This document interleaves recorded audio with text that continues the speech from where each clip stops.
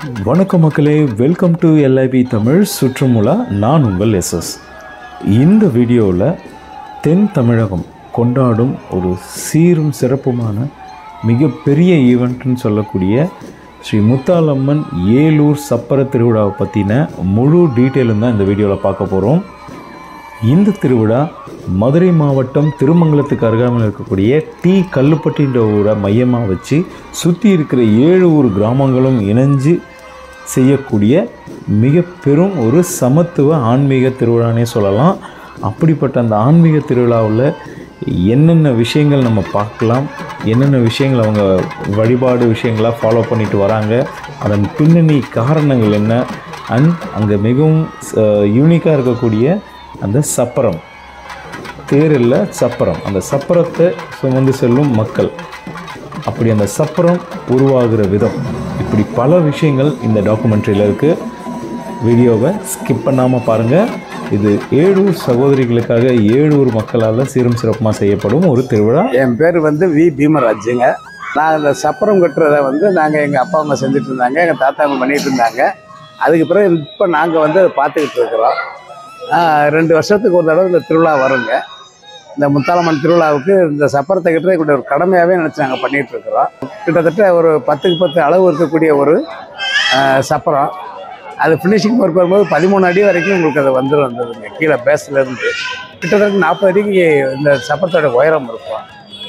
ஆனால் வெயிட் லெஸ்ஸாக தான் நாங்கள் அதை போட்டு வச்சுருப்போம். அந்த காலத்தில் தான் வெயிட் அதிகமாக இருந்தது. இப்போ வெறும் தெர்மோகோல் சீட்டில் தான் நம்ம எல்லாமே செட் பண்ணுறோம். நாங்கள் இதை ஒரு பக்கத்தில் மொத்தத்தில் கீழே தூக்குறதுக்கு ஒரு 5 தண்டாயுதம் சொல்லக்கூடிய மரங்களை வச்சுருக்கோம் நாங்கள். அதில் அது ஒரு மூங்கில் வரக்கூடிய மூங்கில் வகையை சேர்ந்த ஒரு மரம். அது மூங்கில்லையே பெரிய டைப்பாக இருக்கும், கணுக்கள் சிறுசாக இருக்கும். அப்படி இருந்தால் தான் அதுக்கு அதை பயன்படுத்த முடியும். கொஞ்சம் அது வெயிட்டாக இருந்ததுனால நமக்கு அது சரியாக அது ஸ்ட்ரென்த்தனாக இருந்தால் தான் நம்ம தூக்கிட்டு போகவே முடியும்.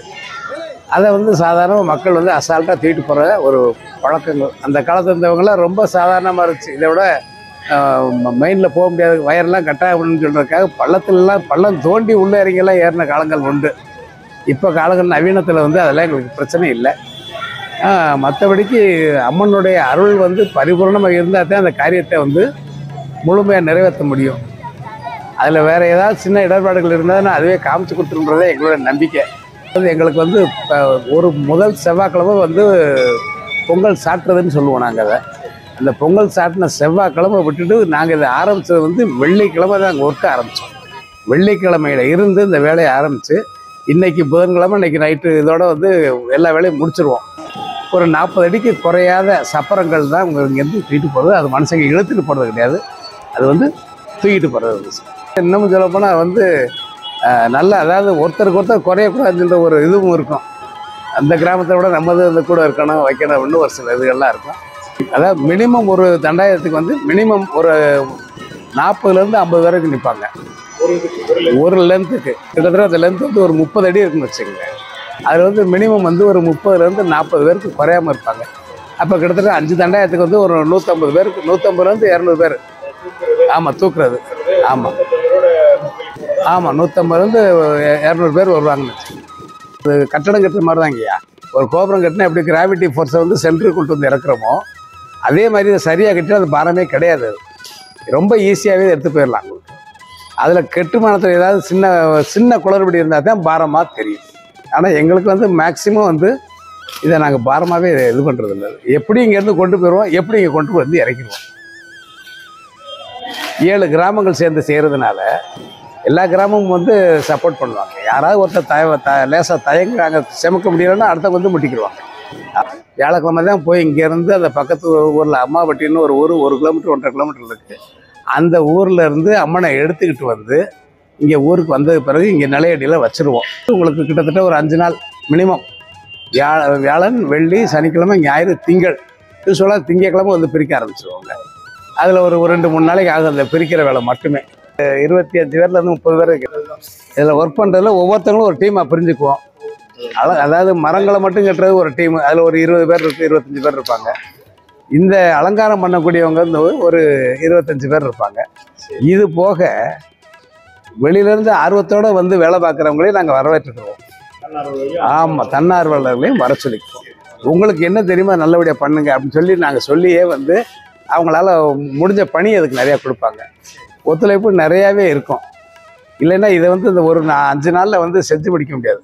வெளியிலேருந்து வர்ற ஒவ்வொருத்தவங்களையுமே வந்து முத்தாளம், அந்த குட்டி பையன் நிற்கிறான்னா அவர் ஒரு முத்தாளமாகத்தான் எங்களுக்கு அனுப்பிடுவார். ஏன்னா அவர் பசதலை தருவார். அவர் ஒரு குச்சி எடுத்து அந்த பக்கம் போடுவார். இவங்க எல்லாமே நம்ம பார்வையில் முத்தாளமாக தான். நன்றிங்கய்யா, நன்றி நன்றி.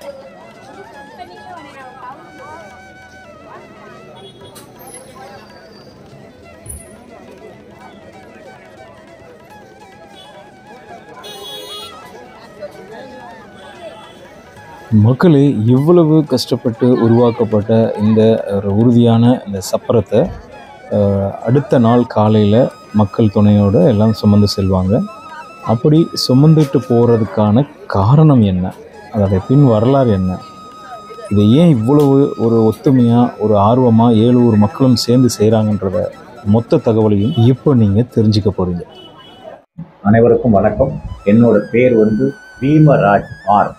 இந்த கல்லுப்பட்டியில் எத்தனையோ திருவிழாக்கள் வந்தாலும் கூட 2 வருடங்களுக்கு ஒரு முறை வரக்கூடிய இந்த ஊர் சாத்திரை என்று சொல்லக்கூடிய 7 ஊர் திருவிழா, அதுவும் முத்தாளம்மனை மையமாக வைத்து நாங்கள் கொண்டாடக்கூடியது மிக மிக அற்புதமான ஒரு திருவிழா. எங்களது பெற்றோர்கள், எங்களுக்கு முன்னோர்கள் சொன்ன செய்திகளின்படியும் வரலாற்றில் சில நிகழ்வுகள் நிகழ்ந்ததன்படியும் இந்த முத்தாளம்மன் திருவிழா துவக்கம் என்பது ஏறத்தாழ 13ஆம் நூற்றாண்டு காலத்தில் துவங்கப்பட்டது என்பது சொல்லப்படுகிறது. இந்த முத்தாளம்மனாக வந்திருக்கக்கூடிய 7 பெண்கள், இதில் ஒருவர் மூத்தவர், மீதி 6 பேர் குழந்தைகள். ஒரு சமகாலத்திய குழந்தைகளாக 6 குழந்தைகளும் ஏறத்தாழ கல்லுப்பட்டிக்கு கர்நாடக ஆந்திர பார்டரிலிருந்து புறப்பட்டு, பெல்காம் மாவட்டத்திலிருந்து புறப்பட்டு கால்நடையாக நடந்து இந்த பகுதிக்கு வந்ததாக சொல்லப்படுகிறது. அவர்கள் வரும் காலகட்டத்திலே இந்த பகுதி மிகவும் பஞ்சமான ஒரு சூழ்நிலையில் இருந்தது. மழை இல்லை, விவசாயம் இல்லை, தொழில் இல்லை. எல்லோரும் ஒரு சிரமமான வாழ்க்கையை அன்றாடம் ஓட்டக்கூட முடியாத அளவிற்கு மிகவும் சிரமப்பட்டு கொண்டிருந்த சூழ்நிலையிலே இந்த பெண்கள் கல்லுப்பட்டியில் இருக்கக்கூடிய சாவடியில் இரவு தங்குகிறார்கள். இதை பார்த்த இந்த ஊர் பெரியவர்கள், பெண்களாக இருக்கின்றார்களே, இவர்கள் இந்த நேரத்தில் இங்கே தங்குகின்றார்களே என்று அவர்கள் மேலும் இறக்கப்பட்டு அவர்கள் அழைத்து சென்று நமது ஊர் கல்லுப்பட்டியிலே அப்பொழுது ராயர் தான் தலைவர், 7 ஊருக்கும் தலைவராக அக்ராகரத்திலே ராயர் இருந்தார். அவருடைய வீட்டிற்கு அழைத்து செல்லுகின்றார்கள். இரவு நேரம் ஆனபடியால் அவர்கள் வீட்டிலே எல்லா உணவுகளையும் முடித்துவிட்டு எல்லோரும் படுத்து உறங்கி சென்ற வேலை. அப்பொழுது இவர்கள் கதவை தட்டிய போது ராயர் கதவை திறந்து பார்த்திருக்கிறார். 7 பெண்களும் உடன் ஒருவரும் வந்திருக்கின்றார்கள். அவர் சொல்லி இருக்கின்றார், ஐயா, பெண்கள் எல்லாம் இந்த காவடியில் தங்கினாங்க, எங்களுக்கு அவங்களை பார்க்க பாவமாக இருந்தது, அவங்க கிட்ட கூப்பிட்டுருந்தோம். சரி, என்னம்மா என்ன செய்கிறீங்க, உங்களுக்கு என்னம்மா வேணும்னு கேட்டப்ப அந்த குழந்தைங்கள்லாம் உங்களுக்கு ரொம்ப பசிக்குதுங்கய்யா அப்படின்னு சொல்லியிருக்கிறாங்க. அப்போ அவங்க ராயர் வீட்டில் உணவு தீர்ந்து விட்டபடியால், அன்றைய தினம் தீர்ந்து விட்டபடியால் இவர்கள் அனைவரையும் அழைத்து கொண்டு பெரிய வீட்டு நாயக்கர் என்று சொல்லக்கூடிய ஊர் பெரியவர் அவர்களுடைய வீட்டிற்கு அழைத்து சென்றிருக்கின்றார்கள். அவர் அங்கே அவர்களது வீட்டிலும் இரவு உணவை முடித்துவிட்டு உறங்கச் செல்லக்கூடிய வேலை. அந்த வேலையை இவர்கள் அனைவர் வந்தவுடனே அந்த வீட்டு பெண்கள் மற்றும் பெரியவர்கள்லாம் அவர்களை வரவேற்று, அம்மா எங்கேருந்து வாரீங்கன்னு கேட்டுருக்காங்க. அம்மா, நாங்கள் திருப்பி எங்கேருந்து நடந்து கொண்டிருக்கின்றோம் அப்படின்னு சொல்லியிருக்கிறாங்க. எங்களுக்கு பசிக்குன்னு சொன்ன உடனே அன்று அவர்கள் தயாரித்து வைத்திருந்த வரகு சோறு, கிராமத்திலே அதிகம் புழங்கப்படக்கூடிய வரகு சோறு, சிறுதானிய வகையை சேர்ந்தது. அந்த வரகு சோறும் குழம்பு, ஆட்டுக்குடல் குழம்பு, அந்த அசைவ உணவு தயாரித்து சாப்பிட்டு இருக்கின்றார்கள்.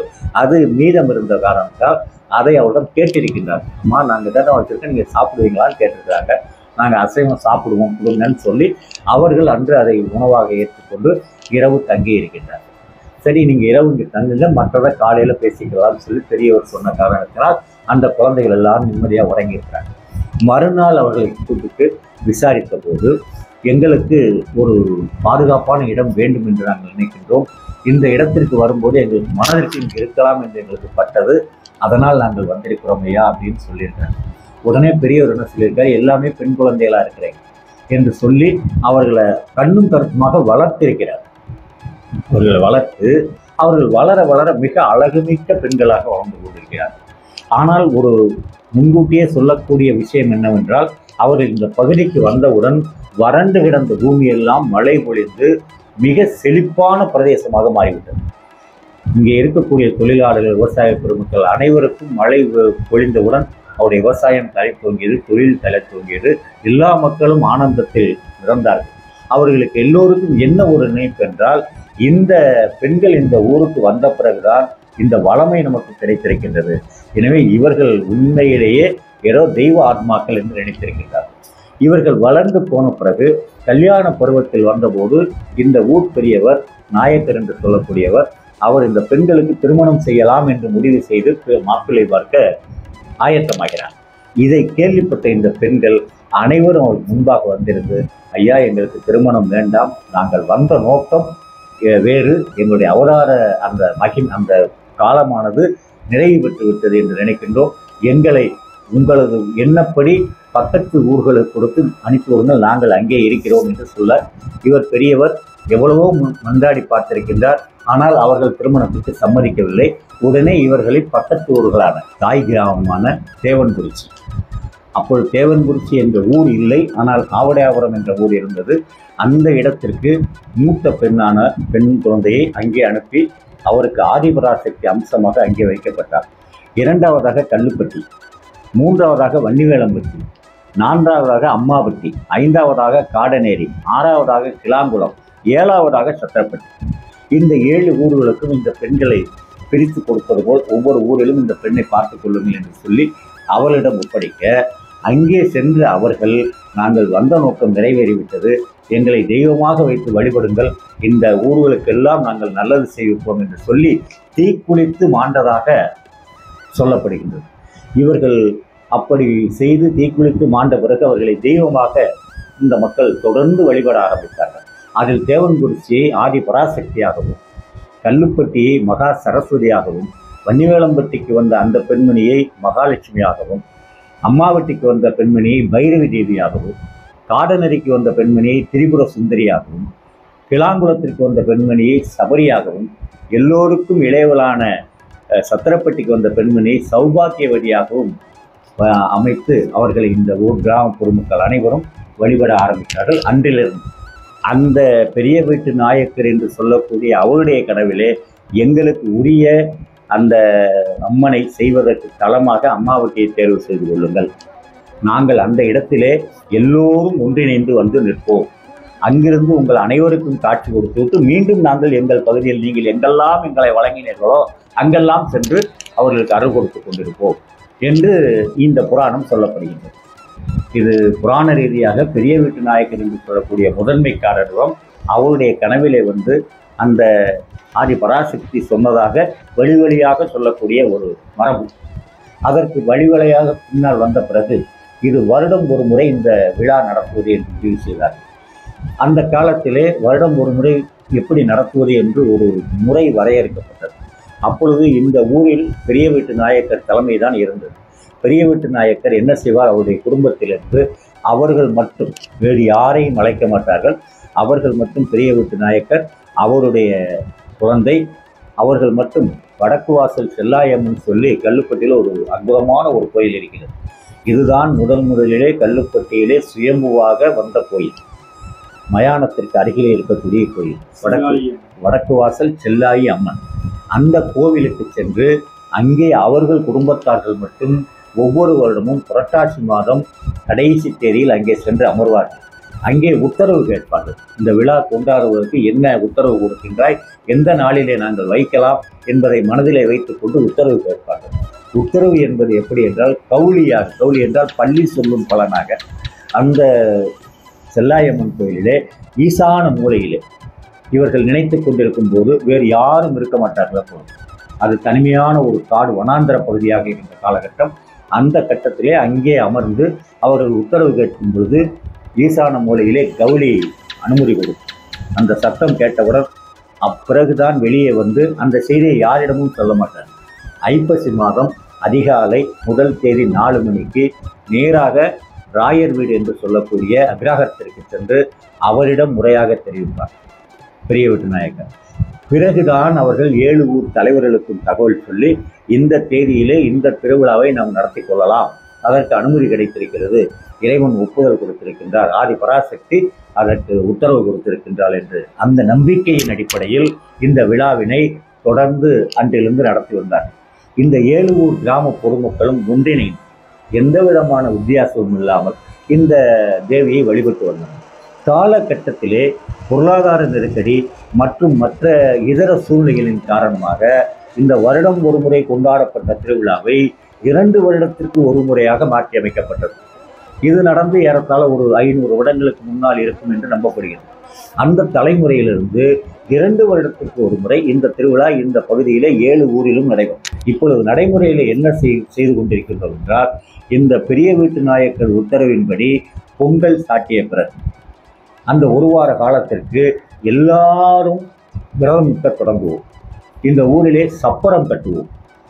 அம்மாவட்டி என்று சொல்லக்கூடிய அந்த அம்மன் சிலை செய்யக்கூடிய ஊருக்கு மட்டும் சப்பரம் இல்லை, மற்ற 6 ஊர்களுக்கும் சப்பரம் தயார் செய்து தோளிலே சுமந்து செல்லக்கூடிய அளவிலே அந்த சப்பரங்கள் இருக்கும். ஏறத்தாழ 29 அடியிலிருந்து 33 அடி உயரத்திற்கு அந்த சப்பரம் செய்யப்படும். இந்த சப்பரத்தை அந்தந்த ஊர் கிராம பொதுமக்களே தாமாக முன்வந்து எந்தவித செலவுகளுமின்றி அவர்களாகவே அந்த பணியை மேற்கொள்வார்கள். இறை பக்தியோடு இந்த சப்பரமெல்லாம் தயார் செய்து முடிப்பார்கள். அந்த பொங்கல் திருநாள் என்பது அந்த ஒரு வார காலம் விரத காலம் முடிந்த பிறகு அந்த செவ்வாய்க்கிழமை சாட்டுவார்கள். அடுத்த செவ்வாய்க்கிழமை காலை எல்லா ஊர்களிலும் முப்புடாதி அம்மனுக்கு பொங்கல் வைப்பார்கள்.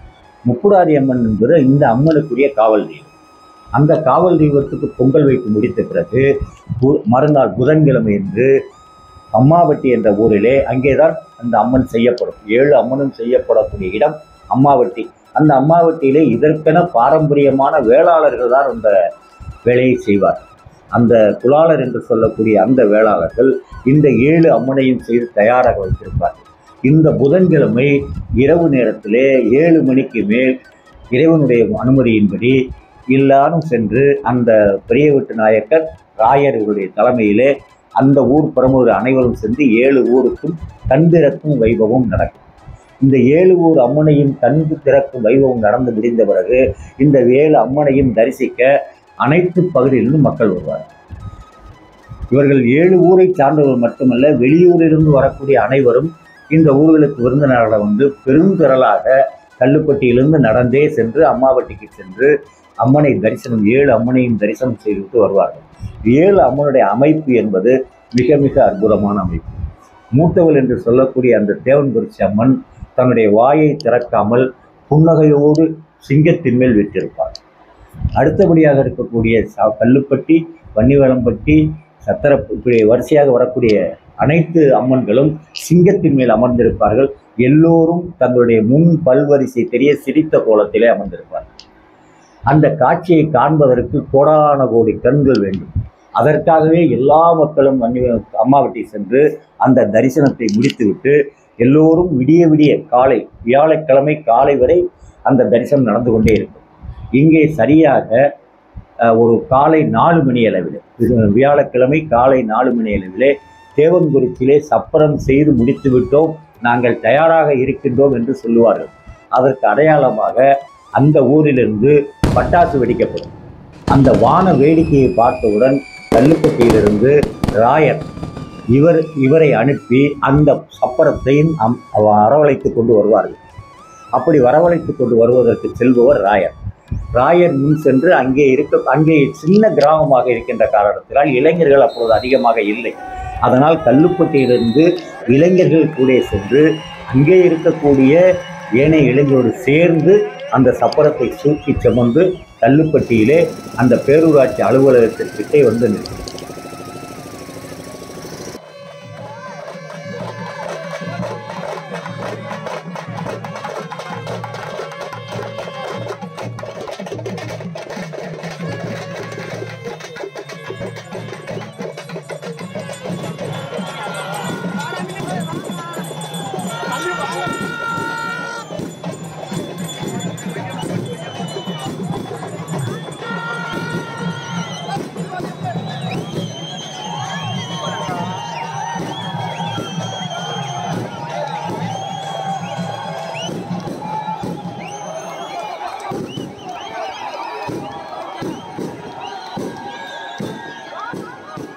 இங்கே இரண்டாவது கட்டமாக கல்லுப்பட்டியிலே பெரிய வீட்டு நாயக்கர் என்று சொல்லக்கூடிய பெரிய வீட்டுக்காரர் வன்னிவேலம்பட்டி சப்பரத்தை வரவேற்பதற்காக அவர் காவல்காரர் அவருடைய எல்லோரையும் அழைத்து கொண்டு நேராக வன்னிவேலம்பட்டி அந்த விளக்கு என்று சொல்லுவார்கள், அந்த விளக்கிற்கு சென்று வன்னிவேலம்பட்டி சப்பரம் அங்கிருந்து வந்து கொண்டிருக்கும். ஏறத்தாழ 4 கிலோமீட்டர் தொலைவில் இருக்கக்கூடிய வன்னிவேலம்பட்டி கிராமத்திலிருந்து அந்த ஊர் பெருமக்கள் அந்த சப்பரத்தை ஒரே சீராக எந்த விதமான இதுவும் இல்லாமல் அங்கிருந்து ஒரே அமைப்பாக சுமந்து வருவார்கள். வந்து அங்கே விளக்கிலே நிற்பார்கள். பெரிய வீட்டுக்காரர் போய் மேலதாளத்தோடு அந்த சப்பரத்தை அழைத்து வந்து கல்லுப்பட்டி காளியம்மன் கோயில் கிட்டே நிறுத்துவார்கள்.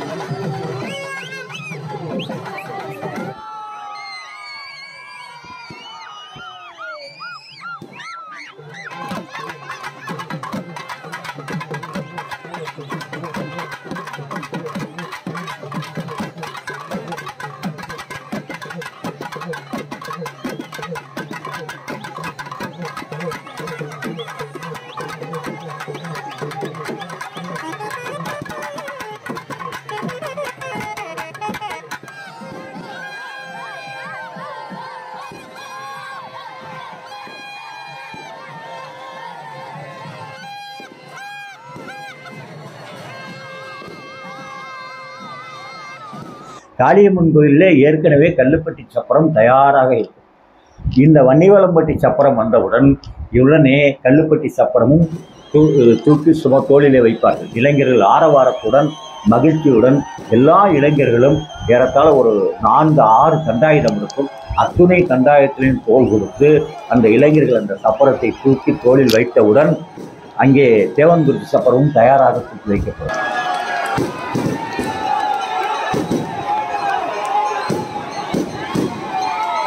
உடனே தேவன்குருதி சப்பரம், அடுத்ததாக கல்லுப்பட்டி சப்பரம், வன்னிவேலம்பட்டி சப்பரம், இந்த 3 சப்பரம் அப்படியே தொடர்ந்து போய்கொண்டே இருக்கும். இது நேராக அம்மாவட்டி என்ற ஊருக்கு அப்படி திருப்பத்திலே போய் நின்று வரும்.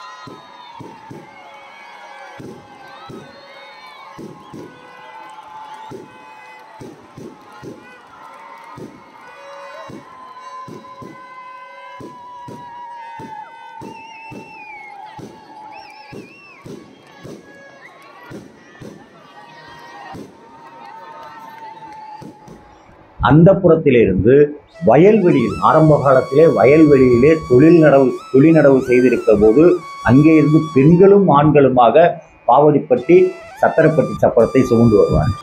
இப்பொழுது ரோடு போடப்பட்டுள்ளது, சாலை வசதி செய்யப்பட்டுள்ள காரணத்தினால் சத்திரப்பட்டி சப்பரம் சாலை வழியே வந்துவிடும். பாவடிப்பட்டி சப்பரம் இன்னும் அந்த கழனி வழியாகத்தான் வந்து கொண்டிருக்கிறது. அந்த ஊர் பொதுமக்கள் பெண்களே அந்த சப்பரத்தை தூக்கி சுமப்பார்கள். அது மிகப்பெரிய ஒரு விஷயம். பாவடிப்பட்டியிலும் சரி சத்திரப்பட்டியும் சரி பெண்கள் தூக்கி சுமப்பார்கள். ஆண்களோடு அவர்களும் இணையாக அந்த சப்பரத்தை சுமந்து வந்து அம்மாவட்டிக்கு அவர்களும் வந்து சேர்வார்கள்.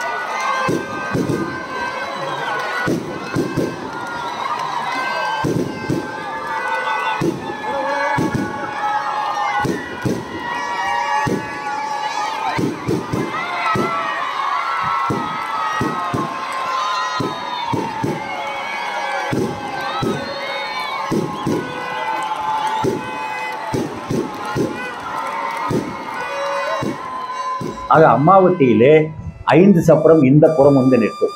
பாடநெறி என்பது அம்மாவட்டி தாண்டி இருக்கக்கூடியது. அங்கே இருந்து அந்த சப்பரம் புறப்பட்டு நேராக அம்மாவட்டிக்கு வந்து விடும்.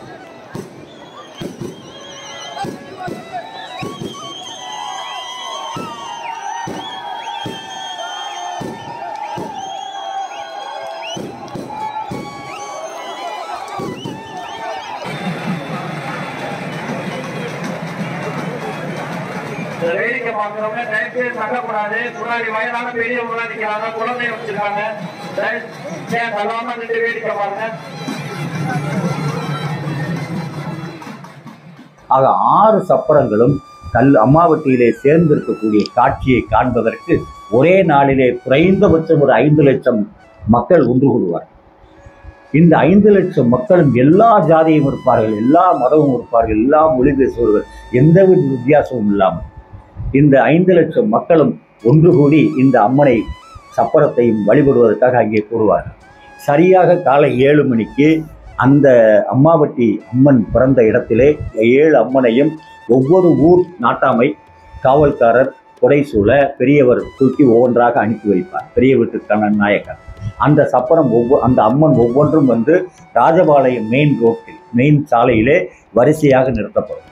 7 அம்மனையும் பூஜை செய்தவுடன் இந்த கல்லுப்பட்டி, தேவன்குறிச்சி, வன்னிவரம்பட்டி 3 அம்மன், பாவடிப்பட்டி, சத்திரப்பட்டி 5 அம்மனும் புறப்பட்டு நேராக அம்மாவட்டி வளைவில் வந்து நிற்கும்.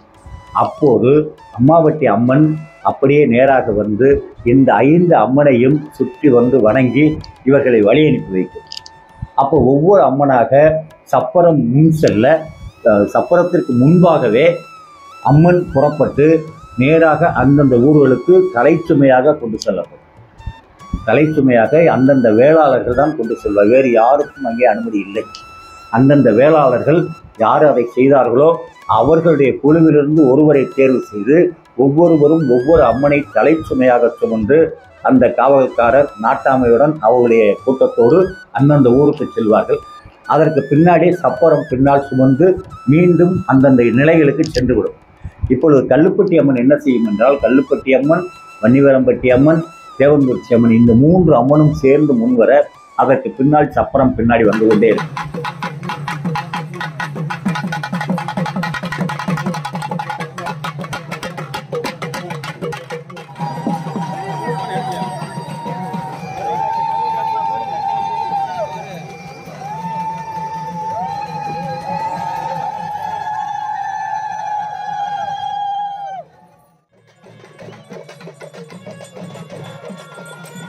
இந்த 3 அம்மனும் நேராக கல்லுப்பட்டிக்கு வந்து பஸ் நிலையத்திற்கு எதிரே அக்ராகரம் ரோட்டிலே சென்று ராயருக்கு தரிசனம் கொடுப்பதற்காக ராயர் வீட்டிற்கு அருகாமையில் இருக்கக்கூடிய ஸ்ரீ தர்மசாஸ்திரா ஐயப்பன் ஆலயத்தின் ஆஞ்சநேயர் ஆலயத்தின் முன்பாக வரிசையாக இருக்கும். இந்த 3 அம்மனுக்கும் ராயர் முதலிலே அவருக்கு அந்த அடிப்படை அவர்தான் என்ற காரணத்தினால் அவர் முதல் பூஜை செய்வார்.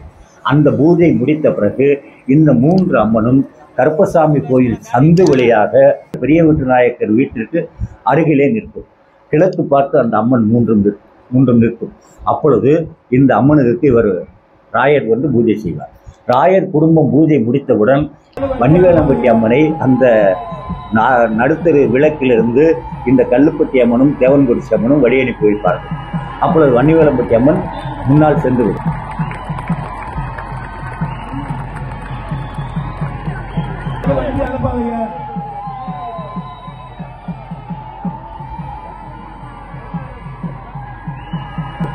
அதற்கு பிறகு கல்லுப்பட்டி அம்மன் தேவன்குறிச்சி அம்மன் இரண்டும் சேர்ந்து வந்து இந்த தேவன்குறிச்சி அம்மனை பேருந்து நிலையத்திற்கு பின்புறம் இருந்து அங்கே கல்லுப்பட்டி அம்மன் அவரை வலம் வந்து தேவன்குறிச்சி அம்மனை நிலைக்கு அனுப்பும்.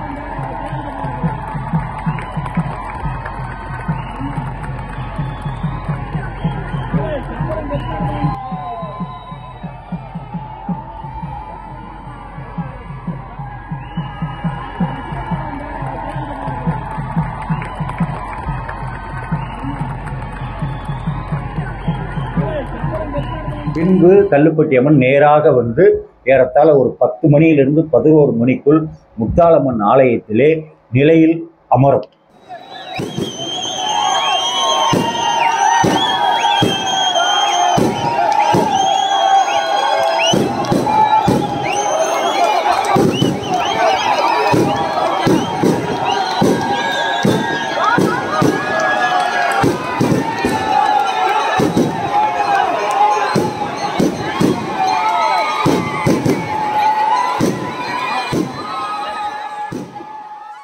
அந்த சிங்க வாகனத்தில் அமர்ந்திருக்கக்கூடிய அந்த தேவியை அன்று 11 மணியிலிருந்து கல்லுப்பட்டி பொதுமக்கள், இங்கே வசிக்கக்கூடிய பொதுமக்கள் அனைவரும் தங்கள் பூஜை புனஸ்காரங்கள் செய்வதற்காக அத்துணை பேரும் தேங்காய் பழம் மாவிளக்கு எடுத்தல் என்ற போன்ற அனைத்து நிகழ்ச்சிகளும் தொடர்ந்து நடைபெற்று கொண்டே இருக்கும். அந்த நேரத்திலெல்லாம் அந்த அம்மனை பார்ப்பதற்கு, அம்மன் முத்தாலம்மனை பார்க்கும் போதே நம்மை அறியாமல் நமது உடம்பெல்லாம் புல்லரிக்கக்கூடிய வகையிலே ஒரு அற்புதமான தோற்றம் மாறிக்கொண்டே இருக்கும் வினாடிக்கு வினாடி. அதை சாதாரணமாக ஒரு மண் பொம்மை என்றே நினைக்க முடியாது. இயற்கையாகவே நிஜமாகவே அவள் நம்மோடு வாழ்ந்து கொண்டிருக்கக்கூடிய, அந்த பேசிக்கொண்டிருக்கக்கூடிய, பழகி கொண்டிருக்கக்கூடிய, சிரித்து அளவலாவிக் கொண்டிருக்கக்கூடிய வகையிலே அவளுடைய முகம் தேஜஸாக இருக்கும். கலை நிகழ்ச்சியாகவும் தொடர்ந்து நடைபெற்று கொண்டிருக்கும். சரியாக 9 மணி அளவிலே கல்லுப்பட்டி அம்மன் இங்கிருந்து புறப்பட்டு குளிமாற்றி கொடுக்கக்கூடிய நிகழ்வு நடக்கும். ஏறத்தாழ ஆயிரக்கணக்கான மக்கள் ஆலயத்துக்கு முன்பாக வரிசையாக படுத்திருப்பார். அந்த படுத்திருக்கக்கூடிய அவர்களை அம்மனை சுமக்கக்கூடிய அந்த வேளாளர் அப்படியே தாண்டி செல்வார் அம்மனோடு. ஆக அம்மன் நம்மை தாண்டி செல்வதாக ஒரு மிகப்பெரிய ஒரு ஐதீகம். அப்படியே தாண்டி சென்று வருவதற்கு ஒரு 3 மணி நேரமாகும். ஏறத்தாழ 11 மணிக்கு அந்த நிகழ்வு நிறைவு பெறும். அப்படியே வந்து சரியாக அந்த பயணியர் விடுதி என்று சொல்லக்கூடிய அந்த இடத்திலே இந்த அம்மன் வந்து கொண்டிருக்கும். அதற்குள் தேவன்குறிச்சி அம்மன் புறப்பட்டு அதுவும் வந்துவிடும். இந்த உச்சகட்ட காட்சி என்று சொல்லக்கூடிய கிளைமேக்ஸ் இருக்கு பார்த்தீங்களா, அது இங்கே எல்லோரும் கண்டிப்பாக அறிந்து கொள்ள வேண்டிய விஷயம். இந்த 2 அம்மனும் நேராக சந்திக்கும் போது முதலிலே ஒரு 2 நிமிடம் இரண்டும் சந்தோஷமாக சிரிப்பது போல் தோன்றும். அடுத்து இந்த 2 நிமிடங்கள் கழிந்தவுடன் அந்த அம்மனை பார்ப்போம் என்றால் முகத்திலே அவ்வளவு சோகம் தப்பிக்கொள்ளும். இதற்கு என்ன காரணம் என்று பெரியவரிடம் நாங்கள் கேட்டபொழுதெல்லாம் சொல்லுவார்கள், இவர்கள் இந்த ஊரிலே இங்கே இருந்து சகோதரிகளோடு இருந்து இந்த சுற்றுப்புற கிராமத்திலே அவர்களை பகிர்ந்து கொடுத்த பிறகு அவர்களின் சார்பாக இவர்கள் இங்கே இருந்து கொண்டிருக்கின்றார்கள். இந்த 2 பேரும் சந்திக்கும் பொழுது அவர் உள்ளத்திலே ஊகை பொங்குகிறது. ஆனால் திருப்பி இந்த ஊரை விட்டு போகப் போகின்றோமே என்ற பொழுது அவர்கள் மனதிலே ஒரு கணம் ஏறிக்கொள்கிறது. அதனால் தான் அவருடைய முகம் மாறுகிறது என்று சொல்லுவார்கள். அந்த உண்மையிலேயே அந்த 2 அம்மனும் சந்திக்கும் பொழுது கல்லுப்பட்டி அம்மனும் தேவன்குறிச்சி அம்மனுடைய முகம் அவ்வளவு பொலிவாக இருக்கும். அவள் குக்ககர், அதாவது மனதிலே அவர் கணத்தை ஏற்றிக் கொண்டிருந்தால் கூட இந்த பக்தர்களுக்கு அருள்பாலிக்க வேண்டுமே என்ற எண்ணத்திலே அவ்வளவு அற்புதமாக காட்சியளிப்பார். ஏகோபித்த கூட்டம் இருக்கும். ஏறத்தாழ அன்று இரவு மட்டுமே ஒரு 50,000த்துக்கு மேற்பட்ட மக்கள், ஆண்களும் பெண்களும் அந்த நெருக்கடியான இடத்திலே இருப்பார்கள். அப்படியே அது முடிந்தவுடன் இந்த அம்மன் இரண்டும் அப்படியே ஒன்றன் பின் ஒன்றாக, அம்மன் பெரியம்மன் தேவன்குறிச்சி அம்மன் முன் செல்ல, கல்லுப்பட்டி அம்மன் பின் செல்ல, இரண்டும் அப்படியே காந்திநிகேதன் ஆசிரம கதர் பவன் ஒன்று இருக்கிறது. அக்ராகரத்திற்கு முன்பாக அந்த இடத்திலே நின்று அக்ராகரத்தை நோக்கி ராயர் வீட்டுக்கு நன்றி சொல்லும். அங்கே மீண்டும் ஆசீர்வாதத்தை கொடுத்துவிட்டு இரண்டும் அப்படியே நேராக செல்லும். அந்த ரோட்டு, விருதுநகர் ரோட்டிலே சாலையிலே இருக்கக்கூடிய இடதுபுறம் சந்தனமூப்பர் ஓடை என்று சொல்லுவார்கள், வலதுபுறம் டோல் ஷாப் என்று சொல்லக்கூடிய அந்த காந்திநிகேதன் ஆசிரமத்து கட்டடத்திற்கு பின்புறம், அங்குதான் பாரம்பரியமாக கிட்டத்தட்ட 900 வருடங்களாக நிகழ்ச்சி நடந்து கொண்டிருக்கின்றது. அந்த வலது பக்கம் தேவன்குறிச்சி அம்மன் சென்றுவிடும். இந்த அம்மன் இங்கே நேராக சந்தனமுப்பர் ஓடை என்று சொல்லக்கூடிய அந்த ஓடை பகுதிக்கு சென்றுவிடும். அங்கே ஒரு பீடம் இருக்கிறது. அந்த பீடத்திலே கல்லுப்பட்டி அம்மனை உட்கார வைப்பார். இதே போல்தான் இங்கே தேவன்குறிச்சி அம்மனுக்கும் நடைபெறும். இந்த இரண்டு நிகழ்ச்சிகளும் ஒரு சேர நடக்கும். இந்த இடத்திலே கல்லுப்பட்டி அம்மன் அமர்ந்தவுடன் பெரிய வீட்டுக்காரர் வருவார். தேங்காய் பழம் சாமி கும்பிட்டு அந்த தேங்காயையும் பழத்தையும் அந்த வேளார்களுக்கு கொடுப்பார். வேளார்கள் அதை வாங்கி கொண்டு வேகமாக சென்று விடுவார்கள். ஏனென்றால் அம்மன் பூஞ்சோலைக்கு வந்துவிட்டது. அதை பூஞ்சோலை என்றுதான் சொல்ல வேண்டும், அம்மன் கரைக்கப்படுகின்றது என்று சொல்லக்கூடாது. அந்த பூஞ்சோலைக்கு வந்ததால் வேளாளர்கள் செய்த காரணத்தினால், அந்த தெய்வங்களை உருவாக்கிய காரணத்தினால் அவர்கள் தகப்பன் ஸ்தானத்திற்கு போய்விடுகின்றார்கள். எனவே அவர்கள் இந்த பூஞ்சோலை காட்சியை காண்பதற்கு மனதிலே அவ்வளவு தைரியம் இல்லாத காரணத்தினால் அவர்கள் சென்று விடுவார்கள். அந்த இலகிய மனது, தன்னுடைய குழந்தை இங்கே இது பூஞ்சோலைக்கு போகிறாள் என்றவுடன் இந்த காணிக்கையை வாங்கி கொண்டு அவர்கள் புறப்பட்டு விடுவார்கள். அவர்கள் புறப்பட்டவுடன் பெரிய வீட்டு நாயக்கர் அந்த அம்மனுக்கு எல்லா அபிஷேகம் முடித்து குடல் குழம்பும் அந்த வரகுச்சோறும் எடுத்து வந்திருப்பார். பாரம்பரிய முறைப்படி அதை அப்படியே கைகள் நெருங்க ஊட்டுவார். அப்பொழுது அவருடைய முகத்திலே அம்மனுடைய அருள் பரிபூரணமாக நிறைந்தது. பெரிய வீட்டு நாயக்கருடைய முகத்தை அப்பொழுது பார்த்தோம் என்றால் 7 ஊர் அம்மனும் அவருடைய முகத்திலே அமர்ந்து பொலிவுடன் காட்சி தந்து கொண்டிருப்பார்.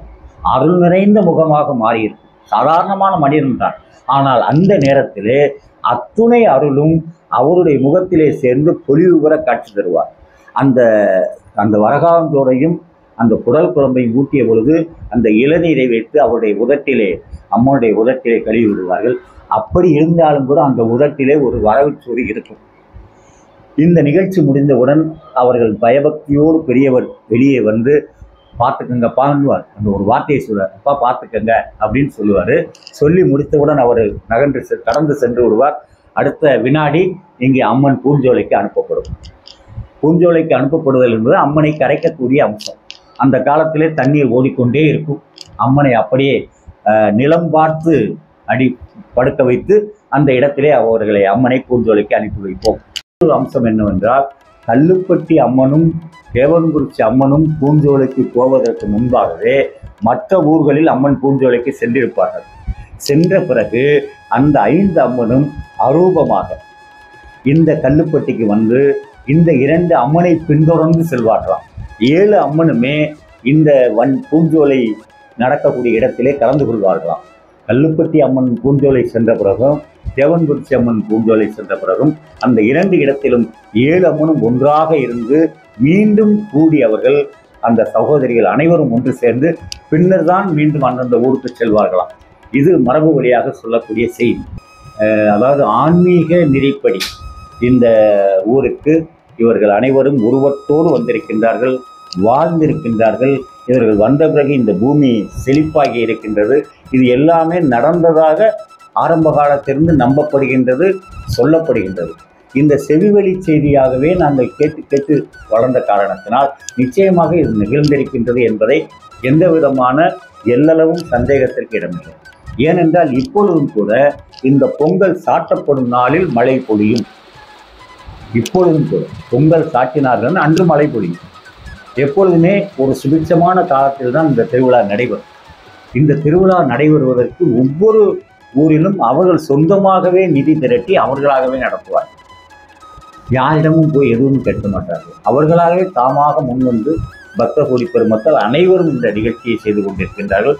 கல்லுப்பட்டியை பொறுத்தவரையில் பெரிய வீட்டு நாயக்கர் தலைமையிலே அந்த ஏலூர் தலைவர் என்று சொல்லக்கூடிய அந்த அக்ரஹாரத்துக்குரியவருடைய தலைமையிலே இந்த இருவரும் இணைந்து இந்த பணியை, காவல்காரர் இவர்களும் இணைந்து இந்த அற்புதமான திருவிழாவை எந்த விதமான கம்யூனல் பிளாரப் என்று சொல்லக்கூடிய அந்த உணர்வுகள் பிரதிபலிக்காத வகையில் இதுவரை எந்த விதமான மனமாச்சாரியங்களுக்கு இல்லாமல் அற்புதமான திருவிழாவை நடத்தி கொண்டிருக்கின்றோம். சில பிரச்சனைகள் இருந்தாலும் கூட நாங்கள் பேசி தீர்த்து கொள்வோம். எங்களுக்கு மிக மிக உறுதுணையாக இருப்பது தமிழ்நாடு காவல்துறை, சுகாதாரத்துறை, தீயணைப்புத்துறை மற்றும் கிராம பொதுமக்கள், குறிப்பாக இளைஞர்கள். எந்த ஊரில் அவர்கள் எங்கள் பணிபுரிந்தாலும் கூட இந்த திருவிழா அவர்கள் வீட்டு விழா போல வந்து கொள்வார். அப்படிப்பட்ட இளைஞர்கள் இந்த சப்பரம் கூட்டும் போது அவர்கள் இருக்கக்கூடிய உற்சாகம், இவை அனைத்தும் எங்களுக்கு உறுதுணையாக இருக்கின்றது. இந்த விழாவினை மேலும் மேலும் மேலும் மெருகேற்றி கொண்டிருக்கின்றது. இது இன்னும் காலம் கடந்து இந்த விழா நடந்து கொண்டே இருக்கும். காலம் கடந்து போகலாம், ஆனாலும் கூட விழா நடந்து கொண்டே இருக்கும். அத்துணை அருளும் அன்னை பராசக்தி எங்களுக்கு வழங்கி கொண்டிருப்பாள் என்ற நம்பிக்கை எங்களுக்கு பரிபூர்ணமாக இருக்கிறது. இதுவரை எந்த விதமான எல்லளவு கூட வித்தியாசம் இல்லாமல் எல்லா ஜாதியும் உறவோடு பழகக்கூடிய ஒரு ஊர் கல்லுப்பட்டி இந்த ஏலூர் கிராம பொதுமக்கள். எல்லா ஊரையும் விட இந்த ஏலூர் கிராம பொதுமக்களிலே எல்லா ஜாதியினரும் மாமா, மைச்சான், அண்ணன், தம்பி, சித்தப்பா, பெரியப்பா, அத்தை, அக்கா, இந்த உறவுகளோடு தான் எல்லா ஜாதியிடமும் பழகி கொண்டிருக்கின்றோம். எந்த விதமான வேறுபாடுகள் என்று மனித குலத்திலே வேறுபாடு இல்லை. இறைவனுடைய படைப்பு எல்லாம் சமம் என்ற கொள்கையை நாங்கள் முடிந்தவரை இதுவரை நடத்தி கொண்டிருக்கிறோம். அம்மனை தொட்டு வழிபடுவதற்கான வழிமுறைகள் கூட்டம் அதிகமாக இருக்கின்ற காரணத்தால் அருகிலே செல்ல முடிவதில்லை. இரண்டாவது, மண்ணினால் செய்யப்பட்ட, பச்சை மண்ணினால் செய்யப்பட்ட பொம்மை, அதை அடிப்படையாக தெரிந்து கொள்ள வேண்டும். இந்த 7 உருவங்களும் பச்சை மண்ணினால் செய்யப்பட்ட முழு உருவம். இந்த பச்சை மண்ணினால் செய்யப்பட்ட உருவத்தை கையினால் போய் தொடும்போது எதுவும் சிதலமாகிவிடக்கூடாதே என்ற ஒரு பயம் உண்டு. அதனால் கொஞ்சம் விலகி அம்மனை தரிசிப்போம். அதுவும் பிரதான காரணம். இந்த நிகழ்வுதான் இந்த 2 வருடத்திற்கு ஒரு முறை மிக சிறப்பாக கல்லுப்பட்டி பகுதியிலே நடைபெறக்கூடிய அற்புதமான ஒரு நிகழ்வு. இந்த நிகழ்வை காண்பதற்கு எல்லா விதமான எங்கிருந்தாலுமே அங்கிருந்தெல்லாம் வந்து வருவார்கள்.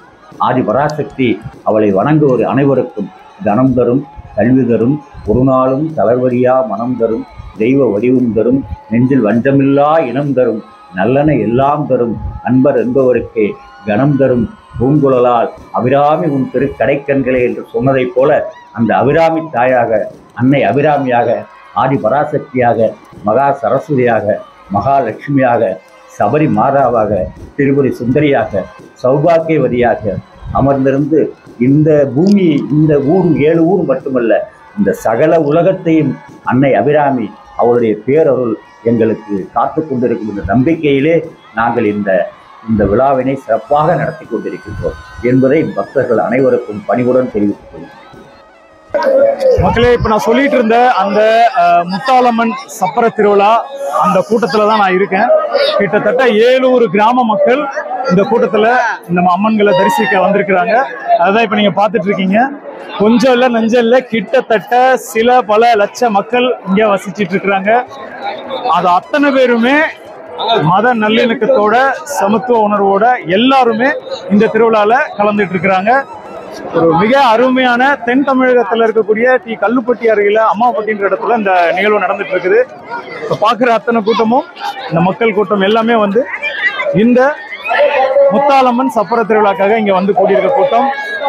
ஸோ இதுதான் இந்த ஊரின் பாரம்பரியமா பல ஆண்டு காலமா ஒத்துமையா சேர்ந்து நடத்தப்படுற ஒரு மிக பெரும் ஆன்மீக திருவிழானே சொல்லலாம். இதுல அனைத்து ஊர் மக்களும் எந்தவித விருப்புணர்வு இல்லாம, ஒரு ஏற்றத்தாழ்வு இல்லாம எல்லாருமே ஒன்னா வந்து இங்க பழகி ஒரு ஒத்துமையா நடத்தக்கூடிய ஒரு மிக பெரிய ஒரு திருவிழா இந்த முத்தாலம்மன் திருவிழா. இந்த ஏலூர் மக்களும் தூக்கி செல்லும் இந்த சப்பரத்தில் என்ன இருக்குன்னு பார்த்தீங்கன்னா, இங்கே சாமி சிலைகளோ எதுவுமே உள்ளே இருக்காதுங்க. அவங்களுடைய கைவண்ண கலைகளால் உருவாக்கப்பட்ட இந்த சப்பரத்தை சுமந்து அம்மாவட்டி சென்றடைஞ்சு அங்கேருந்து எல்லா வழிபாட்டு முறைகளையும் முடித்து ஊர் திரும்பும்போது அம்மன் சிலையை வந்து அந்த செஞ்சவங்க தலையில் தூக்கிட்டு முன்னாடி செல்ல சப்பரத்தை அவங்க தூக்கிட்டு வருவாங்க. அப்படி தூக்கிட்டு வரும் சப்பரத்தில் அம்மனுடைய உருவமில்லா ஒரு சக்திமயமாக ஒவ்வொரு ஊருக்குரிய அம்மனும் அவங்கவுங்க சப்பரத்தில் ஏறி அமர்ந்து அந்த ஊருக்கு திரும்ப வருவதாக ஐதீகம்ன்றதை சொல்கிறாங்க.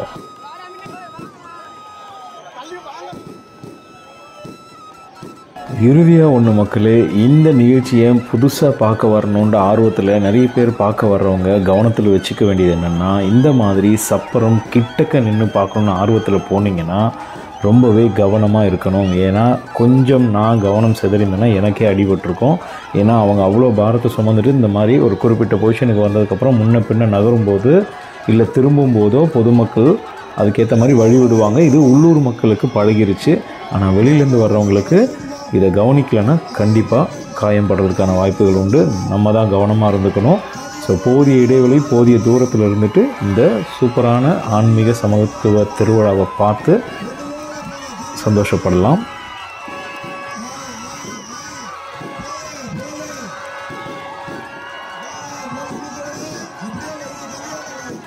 இதுவரைக்கும் நீங்கள் பார்த்தது 2 வருஷத்துக்கு ஒரு வாட்டி நடக்கக்கூடிய 7 ஊர் சப்பர திருவிழா, ஊர் சாத்திரை என்கிற முத்தாலம்மன் திருவிழா கல்லுப்பட்டியில் வச்சு நடக்கிற நிகழ்வை தான் நம்ம பார்த்தோம்.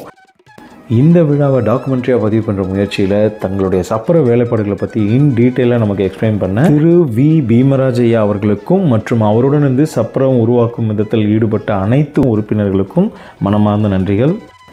இந்த இனிய ஆன்மீக நிகழ்வை தனது சிறந்த சொற்பொழிவால் மிக சிறப்பாக அமைத்து கொடுத்த திரு ஆர் பீமராஜ் ஐயா, முன்னாள் ரெக்டார் மற்றும் principal, doctor J C Kumarappa, institute of rural technology and development, Gandhi Niketan ஆசிரமம், அவர்களுக்கும் எங்கள் மனமார்ந்த நன்றிகளை தெரிவித்துக் கொள்கிறோம். மேலும் இந்த டாக்குமெண்ட்ரி ப்ராசஸில் உடனிருந்த அத்தனை 7 ஊர் பொதுமக்களுக்கும் நண்பர்களுக்கும் எங்கள் மனமார்ந்த நன்றிகள். எங்களின் எல்ஐபி தமிழ் சுற்றுமுலா சேனலோட இந்த வீடியோ பிடிச்சிருந்ததுன்னா எங்கள் சேனலை சப்ஸ்கிரைப் பண்ணுங்கள், லைக் பண்ணுங்கள், மற்றவங்களுக்கும் ஷேர் பண்ணுங்கள். நன்றி, வணக்கம்.